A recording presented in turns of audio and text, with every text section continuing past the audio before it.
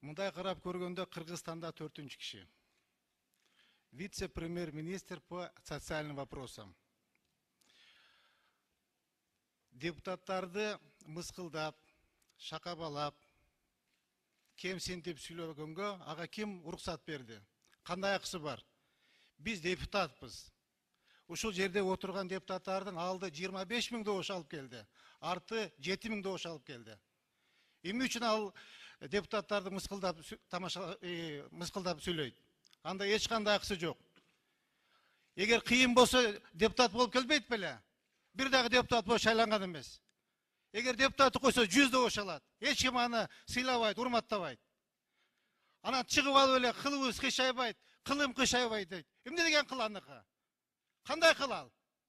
Ошону бир чакырып, бир тарбия, бир воспитательный жумуш жасайсыңарбы, айтасыңарбы, бир эметип койбойсуңарбы?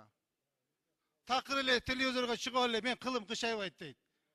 Биз акылыбыз көп, биздин өкмөттүн мүчөсү Акылбек Жапаров дейт. Билебиз Акылбек Жапаровдун кандай акылы бар экенин.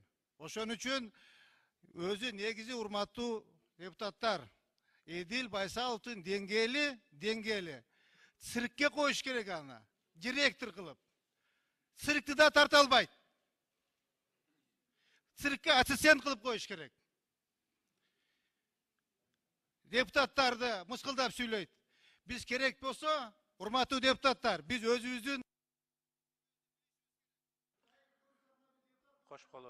10 секунд.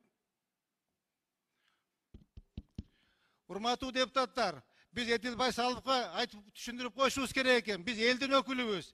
Биз керек болсо конституцияны өзгөртүп коюшка укугубуз бар. Кудай сактасын, эгер бийлик алмашып кетсе, Эдил Байсалов артын карабай качат, Англияга карап. А биз ушул жерде калабыз.